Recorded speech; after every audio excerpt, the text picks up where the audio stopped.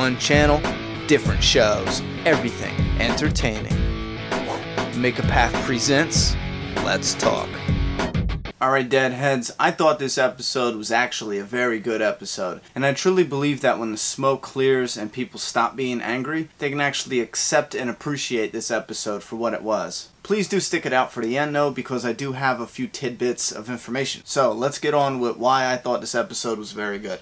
Let's talk. The Walking Dead mid-season 5 finale, Coda. Alright, Deadheads, to open this up, let's start at the opener. So Officer Lamson, I believe his name is, Bob Lamson, he's on the run and you guys seen it. Rick ran his ass down. Now he did tell him to stop. And everyone keeps saying Rick is a psychopath now. Rick saw an obstacle that can harm him or his family, his group. That guy was a problem. So he runs his ass over. Most of the reason why I was so excited for it was because it was actually an adaptation from something that happened early on in the comic book. And it's part of the storyline, unfortunately, that was taking out of adapting the comic to the screen. To top it off, and I absolutely love this, Rick said the same line that Gareth said. He said, "You can't go back, Bob." But then he does something interesting that I don't know if anyone picked up on or if it was even on purpose. He kind of does this disappointing, like, can't believe I just said that. And even though he's not regretting his actions, he's probably thinking back when Gareth said in terminus, because keep in mind, Rick was not at the school when Gareth said, "I told you, you can't go back, Bob," because remember, Gareth said it twice.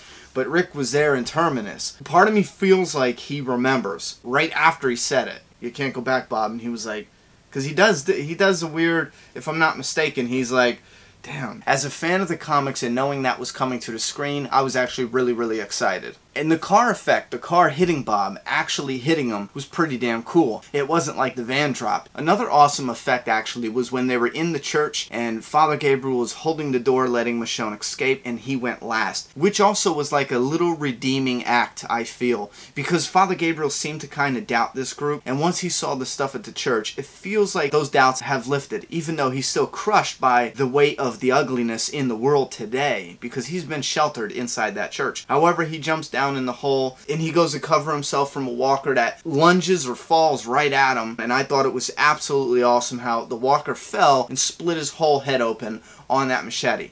Fucking awesome. And speaking of little things, I really did like the little elements in this episode, and I feel like that is what's getting overlooked just by a couple compliments on social media. It's the small elements. One thing that was really big for me, that was tiny in the episode as a whole, was Michonne's smile. When she told Maggie that Beth is alive, it made her happy, because it's going to make somebody she cares for really happy. And I thought that was great. It took one little smile, and the actress playing Michonne does have a beautiful smile. Just like the actor playing Carol as well. They both have beautiful smiles.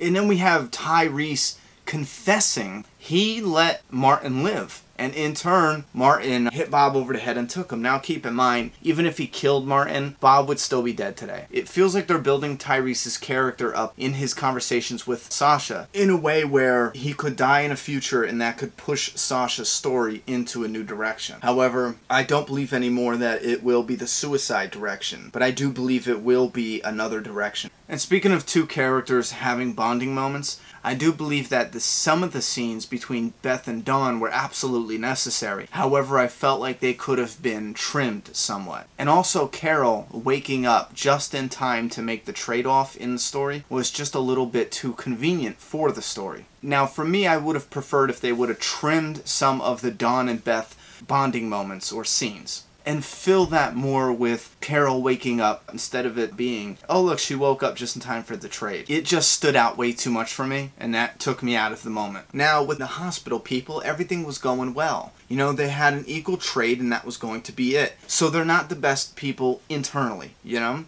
However, they're not like Dawn. Dawn was just a complete bitch. You cannot reason with her. She always has to feel like she wins hands down. She has this thing with her that you see in people today who, even if it's a sweet deal, they just feel like they need more. She was just being a total bitch when she asked for Noah. That's what it was. She wasn't being a big, bad, tough villain. She was just being a complete bitch. That's all it was. And if you guys remember at the end of Slab Town, Beth took scissors or a scalpel and she started walking towards the doctor. So it feels like Beth was going to stab the doctor. That was her impulse. and she didn't go through with it. She probably wouldn't have gone through with it, but she didn't go through with it because she saw Carol. But now she goes to give Tyler a hug, and I honestly feel that Beth was giving him a hug goodbye, but still she's thinking about, there's a way we're getting him out of here. Maybe we can leave and break him out. We are getting him out no matter what. And I feel that Dawn pushed her over the edge when she gave that real shitty bitch look and she said, see, I told you come back, or they always come back. And it's the shit where it's a person who is tough in this world and they can do this to weaker people. And Beth has been a weaker person for the majority of her life in this new world. And she gets it now, how you have to be in this world. And she shows Dawn. She doesn't just tell her, she shows her. You know, she's like, I get it now, bitch. For debatable reasons, she doesn't just stab her in the throat, because that's what I was thinking. Let her bleed out. It probably would have been done after that. The other cops would have been like, that's fine, she's dead, go ahead, because they did that anyway. So I feel like Beth did this impulsive thing to stab the bitch and put her in her place,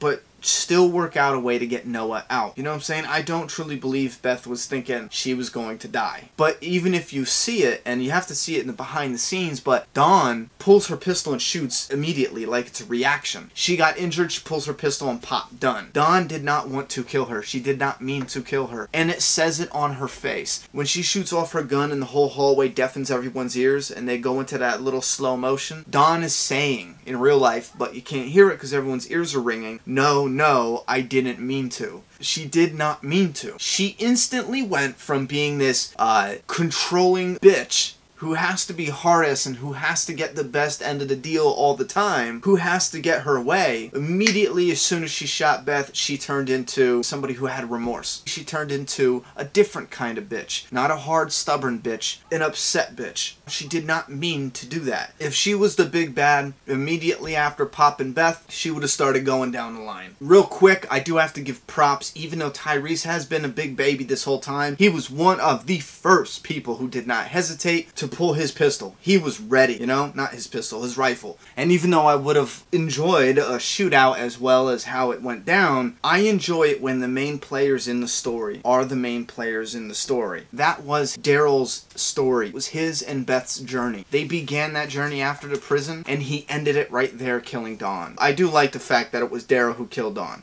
because that was the end of the journey with Daryl and Beth. And I know a couple people were actually shocked that the hospital people didn't come forward when Rick offered to take them. I didn't think anybody was going to step forward. Think about it. Even though the cops are a dick and they push you around or whatever, you're laid up in a bed. You got food. You're not out there surviving. You're not out there scared. All the cops in the hospital have nice clean suits. Everyone's clean shaved. All the other wards have nice clean scrubs. And you're looking down the hall at a group of people who haven't shaved, haven't bathed, they're dirty, they're disgusting, they're gross, they're even bloody. I mean, they look like serial killers, they look like bums, literally, they look like bums, especially Rick. You know, he looks like a street beggar. And they're offering them a better place to go. The people in the hospital are probably thinking they're crazy. You're batshit crazy. And even though I'll be the first to admit I wouldn't stay in the hospital, you got to look at it from where they're coming from. They are thinking the grass isn't always greener on the other side. And from what I can tell, your side is not greener. Look at you. You don't even bathe, you know? But I did like the parallel, and this might not even be the case, but think about this. The parallel with the groups of people there. You have the people who are dirty on the outside, but they're clean on the inside. They're good people. And then across the hall, you have the hospital people and the cops who are clean on the outside, but a little dirty on the inside. You know, they beat, they rape, they enslave people. I love the look of the two groups in the hallway like that, in such confined space. Even though it wasn't an all-out war, I liked it. I liked it because it's different and it isn't what we expected, because we expected a shootout. And now finally to one of the biggest disappointments. As we know, or we will find out later on, there was a reason we had this arc. One, it was to fill up space for the story arcs, because they do 2 story arcs per season if you haven't caught on by now. They also needed the story arc to introduce a new character, which would be Noah, who is going to further the story and probably be a very important character into the second half, because Noah's going to lead them to a place that's going to further the story. So he is something they took out of that. Where I feel that they could have done something brilliant was when Rick asked them to step forward, anyone who wants to come to them. We should have got a man or woman come from a doorway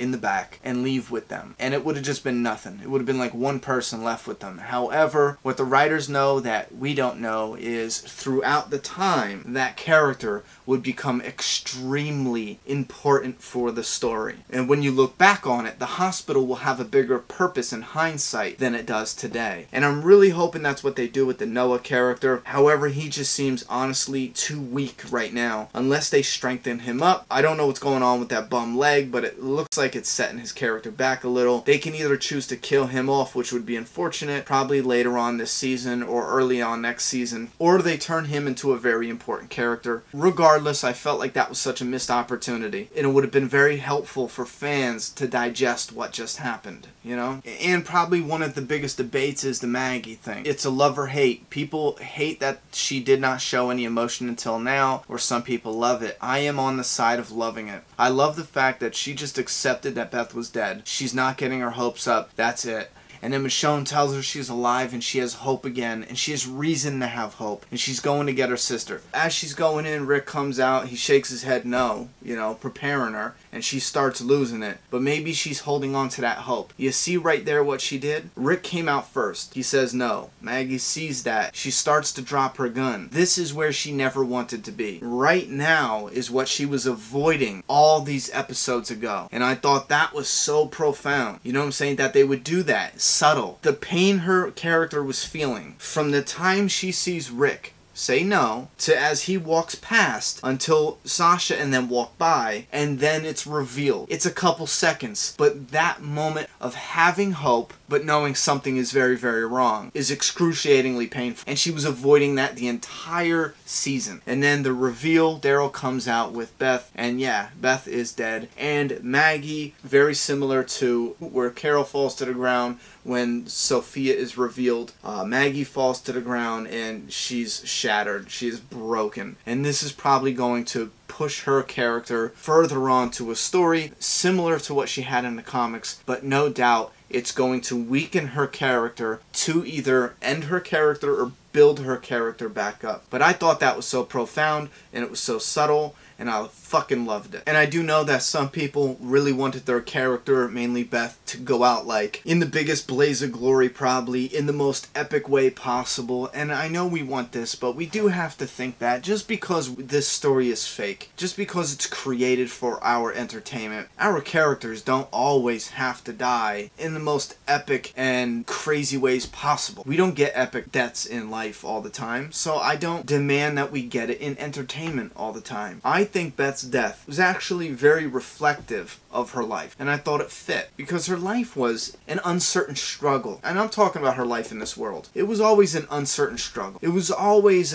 put on a stronger face than you got. And it was painful for her to develop into somebody who can live in this world because she fought it a lot. But she did it, and I absolutely think her character went out like a boss. 2 little tidbits of information. If you've lasted this long, you earned 2 pieces of information. 1, it was confirmed. Norman Reedus playing Daryl Dixon as a gay man will no longer happen. It is true. The studio was going to do that after season 1 with the first showrunner. The first showrunner is no longer the showrunner, as you guys know, so they scrapped that. They came out and confirmed it. Robert Kirkman did last night. He confirmed that Daryl Dixon is a straight man. He's just asexual, meaning he would rather survive in this world than get some booty. And also, a second thing, something I have been waiting for a few weeks now. It is confirmed the Terminus people made the markings that Morgan was following. It was not Rick. It was not anyone who came back in the group. It was not a different group. It was the Terminus people the entire time. They did it the whole time. So if you're still confused about that, trust me, it is the Terminus people, and it's over with and done with. Alright, Deadheads, I think I rambled a little too much, but listen, what did you like about this episode? If you hated it, please let me know. That's fine too. If you're mad about the character dying or you're mad about something else, leave that down in the comments below. I'm done talking. It's your turn. Subscribe now.